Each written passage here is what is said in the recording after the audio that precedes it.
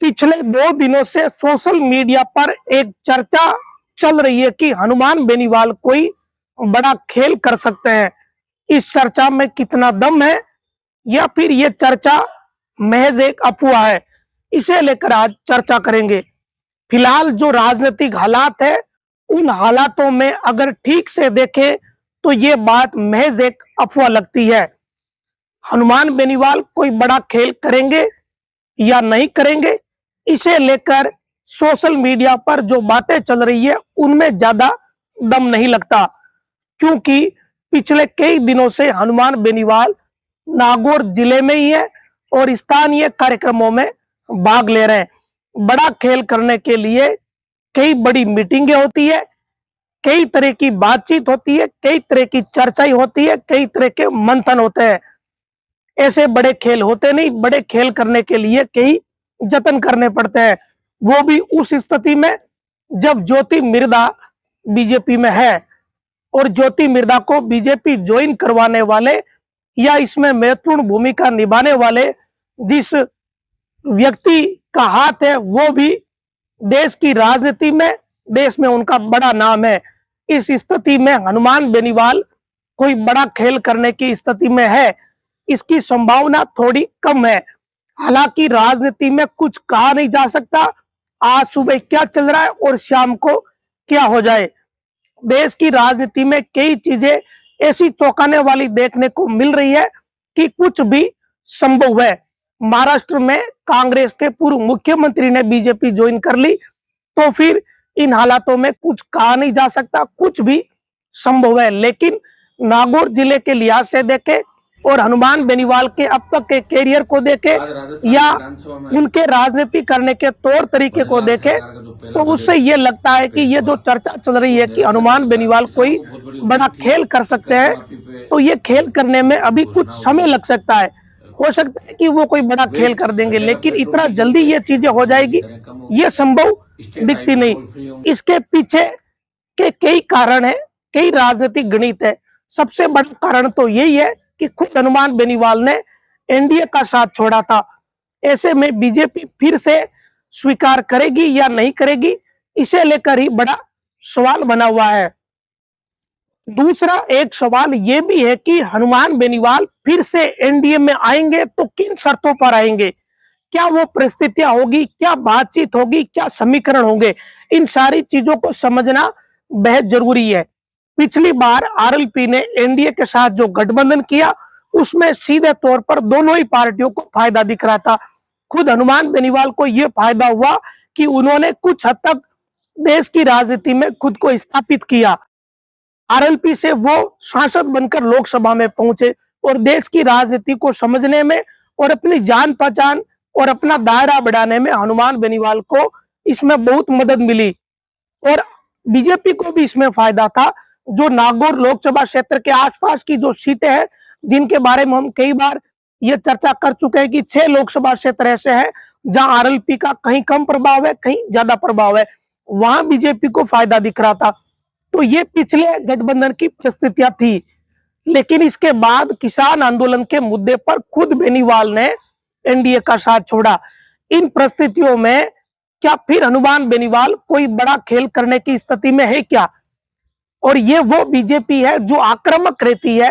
इस बीजेपी के काम करने के या गठबंधन करने के तरीके अलग है, और वो भी उस परिस्थिति में जब बीजेपी ने ज्योति मिर्धा को यहां स्थापित करने में कोई कसर नहीं छोड़ी है। ऐसी स्थिति में क्या कोई खेल हो सकता है? इसी कारण इसकी संभावना कम लग रही है। पिछले गठबंधन में परिस्थितियां अलग थी, बिल्कुल ही अलग परिस्थितियां थी। इसके कारण समझिए, सीआर चौधरी ही इकलौते वो नेता थे जो लोकसभा क्षेत्र में अपना बड़ा दायरा रखते थे। लेकिन सीआर चौधरी को एक बार केंद्रीय राज्य मंत्री बना दिया गया था और बीजेपी का कॉन्सेप्ट बड़ा साफ है, बीजेपी बदलाव करती रहती है और बेनीवाल के साथ गठबंधन करने में बीजेपी को फायदा दिखा था। वो परिस्थितियां थी और ना कोई विरोध था, ना कोई ऐसी स्थितियां थी कि कोई हनुमान बेनीवाल के गठबंधन से कोई ऐतराज करेगा। बल्कि ये हमने सबने देखा कि जब पिछली बार बीजेपी के साथ आरएलपी का गठबंधन हुआ तो बीजेपी के बड़े नेता, कार्यकर्ता, पदाधिकारी सब बड़े जोश में नजर आए थे। ये नजारा हमने देखा जब लोकसभा की नागौर की सीट आरएलपी और बीजेपी के गठबंधन ने जीती, तब बड़ा जो जुलूस निकाला गया था, उसमें जितना जोश आरएलपी में था उतना ही जोश बीजेपी में था। तो वो हालात अलग थे, वो परिस्थितियां अलग थी, सारी परिस्थितियां ही अलग थी। अब स्थितियां अलग है। तब ज्योति मृधा बीजेपी में नहीं थी, अब ज्योति मृधा बीजेपी में। आपको सबको एक बात याद करनी चाहिए, उस बात को ज़हन में रखना होगा। वो बात यह है कि नाथूराम मृधा की मूर्ति का अनावरण देश के उपराष्ट्रपति जगदीप धनखड़ ने किया, और जगदीप धनखड़ वर्तमान में देश में जाट समाज का बड़ा चेहरा है। बीजेपी की तरफ से कह सकते हैं इसे, या व्यापक स्तर पर अगर देखें तो वो बात एकदम स्पष्ट है। और जगदीप धनखड़ ने जब मूर्ति का अनावरण किया तो उसके बाद ये लगने लगा कि ज्योति मृधा की बीजेपी से नजदीकियां बढ़ी है, और इसका परिणाम भी दिखा। ज्योति मृधा ने विधानसभा चुनाव से पहले बीजेपी ज्वाइन करी, और अब नई बातें निकलकर सामने आ रही है कि उनके परिवार के अन्य सदस्य, जिसमें 4 बार के विधायक रहे रिछपाल मृधा और उनके पुत्र विजयपाल मृधा, ये बीजेपी ज्वाइन करने वाले हैं। तो एक तरफ तो ये स्थितियां चल रही है, दूसरी ओर ये बातें चलने लगी है कि बेनीवाल कोई बड़ा खेल कर सकते हैं। ऐसे में ये लग रहा है कि इन बातों में ज्यादा दम है नहीं। वैसे राजनीति में कुछ भी संभव है। पिछली बार भी जब गठबंधन हुआ तो उससे पहले कई तरह के कयास चले थे। लोग कह रहे थे कि चांस कम है गठबंधन के, लेकिन गठबंधन हो गया था और समझौता हुआ था एक सीट पर, और आरएलपी वो सीट जीती थी। राजनीति में संभव तो कुछ भी है, ऐसा नहीं कहा जा सकता कि ये चीज असंभव है या ये हो नहीं सकता। लेकिन वो पहली बार गठबंधन हुआ था, तब हालात अलग थे।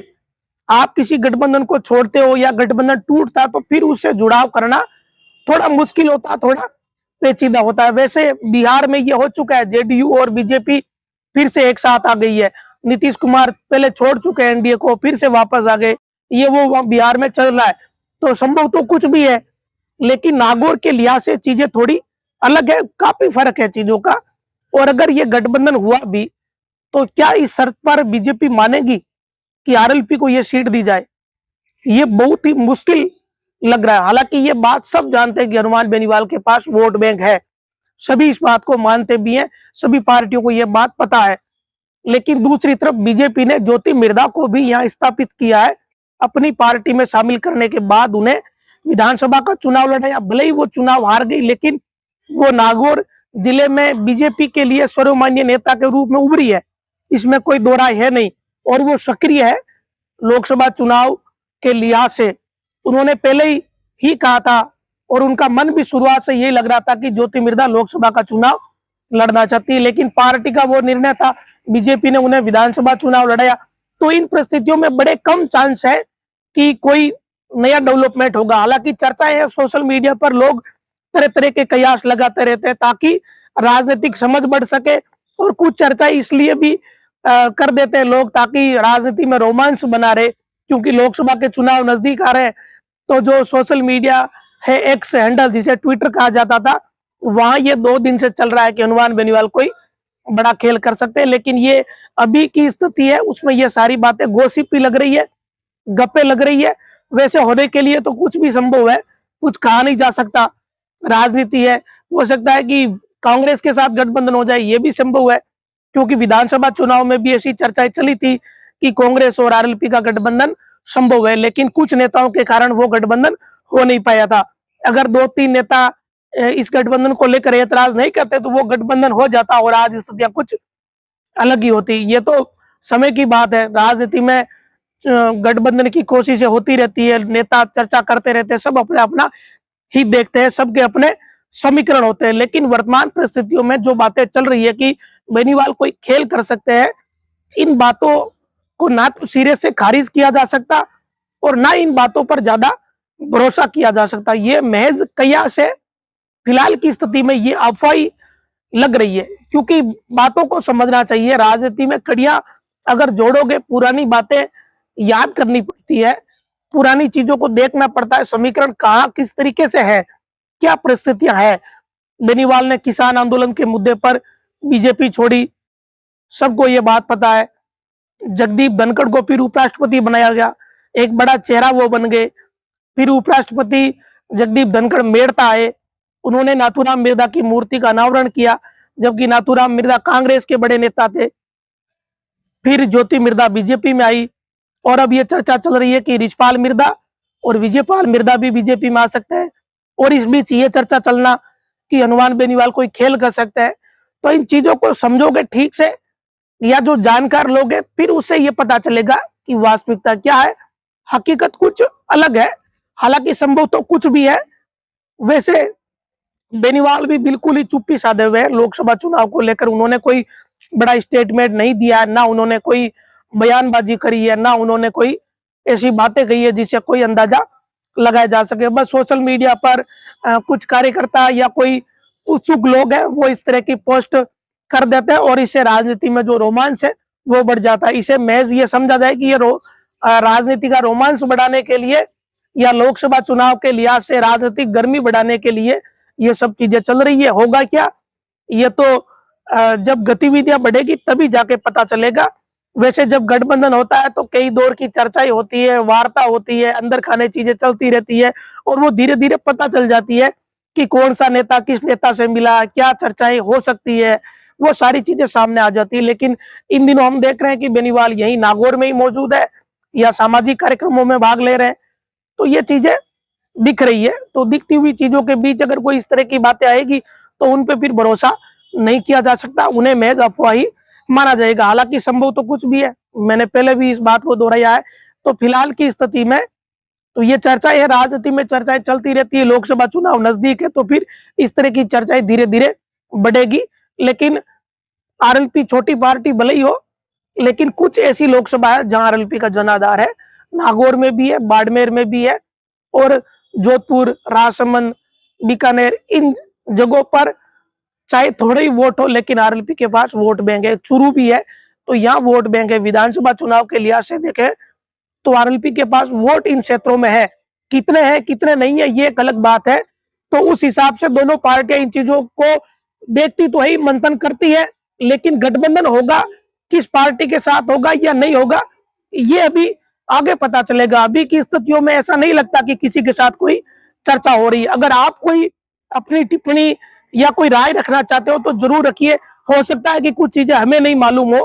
कई बार पार्टी के कार्यकर्ताओं को, पदाधिकारियों को ज्यादा नॉलेज होता है, कई बार वो चीजों को देखते हैं या समझते हैं, तो उस हिसाब से कोई अपनी प्रतिक्रिया देना चाहे तो दे सकते हैं। हमें भी जानकारी में मदद मिलेगी, हमारी भी इसमें समझ बढ़ेगी। वीडियो को देखने के लिए धन्यवाद।